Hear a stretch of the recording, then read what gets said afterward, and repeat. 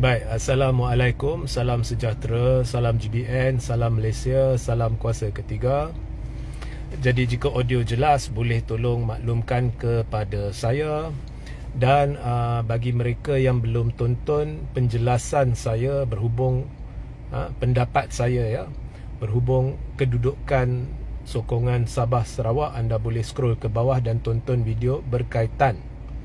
Baik, hari ini saya hendak bercerita berkenaan dengan tindakan 4 negeri di bawah kepimpinan Perikatan Nasional, dan dengan spesifiknya pentadbiran PAS, iaitu Kedah, Perlis, Kelantan dan Terengganu melantik Tun Dr. Mahathir Mohamad sebagai penasihat tidak rasmi.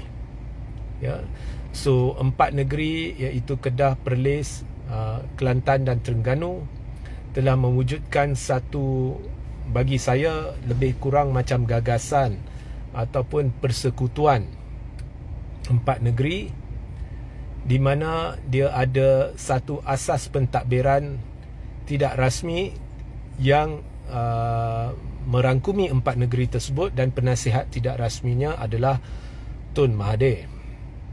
Maknanya 4 negeri ini sudah bersetuju untuk bekerjasama dalam perkara-perkara membabitkan pentadbiran negeri dari sudut hubungan luar negara, perundangan dan sebagainya, supaya ianya lebih mudah diselaraskan sebagai satu persekutuan besar negeri-negeri Melayu. Dan oleh kerana persekutuan sebegini tidak termaktub di dalam perlembagaan, maka ianya tidak rasmi. Maka Tun menjadi penasihat tidak rasmi. Now, benda ni dijadikan pertikaian sebenarnya oleh puak-puak Barisan Nasional Pakatan Harapan. Macam-macam cerita dilontarkan. Sebenarnya dalam bahasa Inggeris, it is none of your business. Kalau 4 negeri ingin kerjasama, ingin berbincang bersama, ingin merancang bersama, ianya sesuatu yang bagus untuk rakyat. Ya. Dan tambah pula, macam mana negeri Perikatan Nasional hendak bergantung kepada kerajaan persekutuan di bawah gandingan PH dengan Barisan Nasional. Sedangkan di dalam kempen pilihan raya 2 kali, bukan hanya Zahid Hamidi telah langgar peraturan kempen dan seharusnya diambil tindakan, tetapi biasalah di bawah kerajaan Madani ni, puak-puak pro kerajaan, blok kerajaan ni, mereka boleh lakukan kesalahan, mereka tidak akan diambil tindakan. Mereka boleh membuat kata-kata hasutan 3R, ya, anti-Islam, anti-Melayu, mereka tidak diambil tindakan. Dan kalau Zahid Hamidi langgar peraturan SPR, tidak diambil tindakan. Jadi Zahid Hamidi terang-terang telah beritahu dalam 2 kempen pilihan raya bahawa awak akan dapat peruntukan sebanyak ni, atau kita akan luluskan projek ini, tapi syaratnya awak kena undi calon Pakatan Harapan, atau anda kena undi calon Barisan Nasional. Jadi bila pemimpin kedua tertinggi negara telah beritahu bahawa anda hanya akan dapat manfaat sekiranya anda sokong kami, jadi macam mana kerajaan-kerajaan pimpinan negeri di bawah Perikatan Nasional boleh harapkan kerajaan persekutuan? Jadi atas dasar itu telah diadakan satu persekutuan tidak rasmi 4 negeri, iaitu Kedah, Perlis, Kelantan dan Terengganu, dan Tun Mahathir sebagai penasihat tidak rasmi. Ianya serupa dengan 4 negeri ada menteri besar dia. Hal ehwal dalam negeri bawah kuasa menteri besar sebagai ketua eksekutif di negeri berkenaan, dan perkara-perkara yang lebih penting berhubung pelaburan ke negeri-negeri di bawah perikatan, hubungan luar negara dan sebagainya, ada seorang menteri besar tak rasmi bagi 4 negeri itu. Lebih kurang macam tu lah, tapi cuma dipanggil penasihat tidak rasmi. Dengan cara ini, pertama kali dalam sejarah Malaysia selepas merdeka, ya, saya akan beritahu mengapa saya sebut selepas merdeka. Buat pertama kali 4 negeri di bawah satu parti boleh memperkembangkan sayap dia dengan bukan hanya menumpu kepada isu-isu dalaman negeri dan hubungan dengan kerajaan pusat, malah dia boleh bertindak seperti satu negara kecil dan mengadakan polisi-polisi atau dasar-dasar hubung kait dengan luar negara dan membawa pelaburan masuk. Dan ada satu pentadbiran am yang dipersetujui bersama yang akan diterapkan di dalam setiap negeri menerusi kerjasama 4 negeri ini. So ini perkara yang baik untuk rakyat. Dan seperti yang saya dah jelaskan, kita tak boleh harap kepada kerajaan pusat, kerana kerajaan pusat menerusi kempen pilihan raya jelas menunjukkan mereka hanya akan bantu mereka yang menyokong kerajaan pusat. Okey. Now, mengapa saya kata ini pertama kali dalam sejarah selepas merdeka? Sebenarnya perkara ni atau seumpama ni pernah berlaku masa zaman pentadbiran British. Cuma British dia ada motif dia tersendiri. Okey, di bawah zaman pentadbiran British, walaupun banyak negeri di negara ni, banyak negeri pada masa tu tak ada negara lagi ya.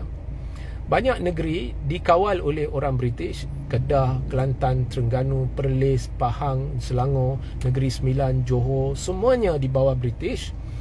Tetapi ada 3 kumpulan utama negeri. Kumpulan yang pertama adalah negeri-negeri Melayu bersekutu, terdiri daripada Pahang, Selangor, tak silap saya Perak, Negeri Sembilan. Pahang, Selangor, Perak, Negeri Sembilan. Negeri-negeri Melayu tidak bersekutu. Maknanya negeri-negeri ini bertindak secara berasingan. Ya, dia bukan bawah satu negara. Dia bertindak secara berasingan. Jadi British kalau di Selangor, dia dengan Selangor dia. Kalau di Perak, pentadbiran Perak dia, tak ada kaitan dengan Selangor, ya. Kemudian ada satu lagi kumpulan, iaitu negeri-negeri Melayu bersekutu. Dan negeri-negeri Melayu tadi adalah negeri-negeri Melayu bersekutu. So Perak, Selangor, Negeri Sembilan dan Pahang. Negeri-negeri Melayu bersekutu. Maaf ya, saya silap. So negeri-negeri Melayu bersekutu iaitu Perak, Selangor, Negeri Sembilan dan Pahang, dia bertindak seperti satu negara kecil. Maaf tadi saya silap ya. So dia bertindak seperti satu negara kecil. Dia ada satu residen am bagi semua negeri itu. Setiap negeri ada residen dia, dan kemudian dia ada satu pegawai British yang digelar residen yang mengetuai 4 negeri itu. Jadi ada persetujuan setiap negeri ada kuasa otonomi, ya. Dan residen-residen dan residen am dia hanya akan mengambil tahu perkara-perkara berkait keselamatan dan hubungan luar negara. Itu atas kertas. Tapi hakikatnya kuasa sultan hanya dikurangkan sekadar isu-isu berkait dengan agama dan bangsa. Selebihnya sultan wajib ikut nasihat residen. Tapi apa pun sudah ada struktur pentadbiran pusat.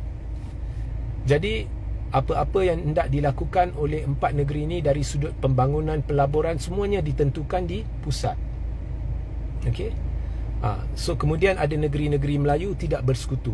Negeri-negeri Melayu tidak bersekutu termasuklah Kelantan, Kedah, Perlis, Johor tak silap saya ya. Okey, dan sebagainya.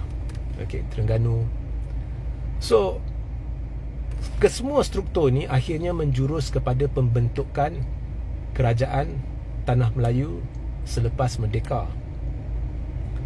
Tapi bezanya sebelum merdeka di bawah British, semua negeri ni walaupun dia ada struktur berbeza, bersekutu, tidak bersekutu, ianya bawah British. Cuma British ada rancangan lain untuk 4 negeri, satu kumpulan negeri, kemudian ada perancangan lain untuk negeri lain dan sebagainya. Saya tak nak masuk mendalam lah sejarah. Apa yang berlaku sekarang berbeza. Walaupun ada mirip tapi dia berbeza. Negeri-negeri Melayu yang telah bersetuju untuk meletakkan Tun sebagai penasihat adalah negeri-negeri di bawah kepimpinan kerajaan-kerajaan yang berteraskan Melayu Islam, iaitu Perikatan Nasional. Negeri-negeri selebihnya adalah di bawah kerajaan yang bukan berteraskan kepimpinan Melayu Islam.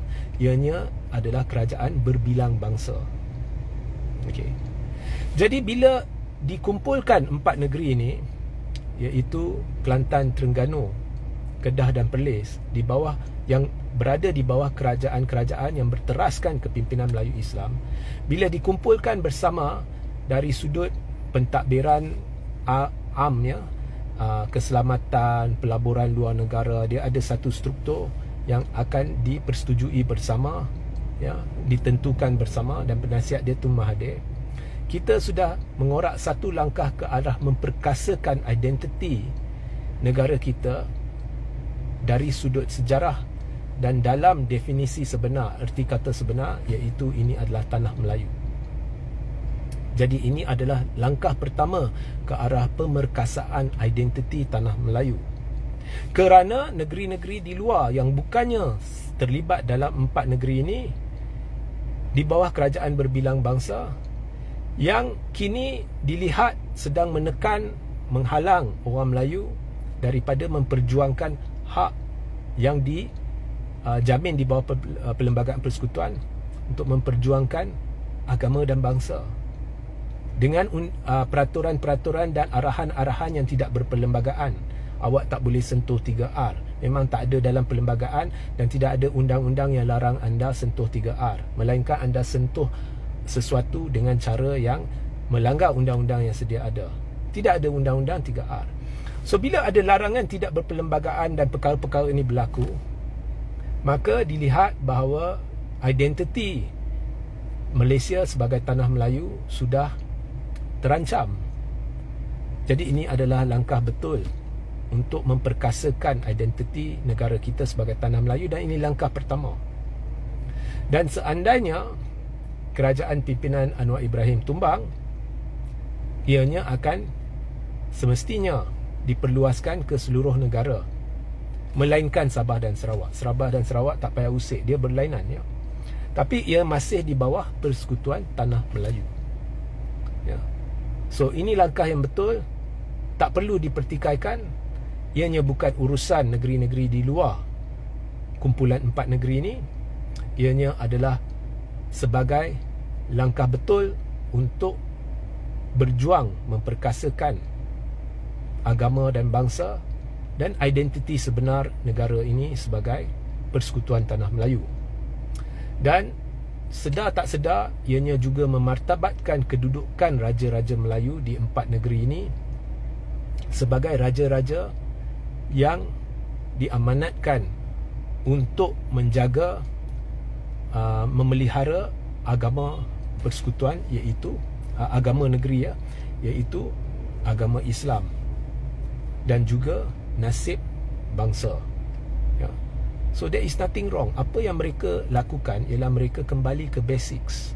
Oleh kerana kerajaan sudah gagal memperkasakan perkara ini, maka mereka kembali ke basics. Mereka mengambil langkah, dan menerusi langkah ini, negeri-negeri ini boleh maju 10 kali ganda berbanding sekarang. Sebab kita tahu kerajaan pusat dah nyatakan, kalau you don't support us, benda ni tak jalan, benda tu tak jalan dalam semasa kempen. Jadi dengan cara ni, mereka boleh ada struktur pentadbiran pusat yang tidak rasmi, yang boleh berurusan dengan luar negara, bawa pelaburan. So ini satu yang baik untuk rakyat, ya. Bukankah ini yang kita mahu untuk rakyat, ya? So fikir-fikirkanlah, ya, sehingga kita berjumpa sebentar lagi. Assalamualaikum, salam sejahtera, salam GBN, salam Malaysia, salam kuasa ketiga.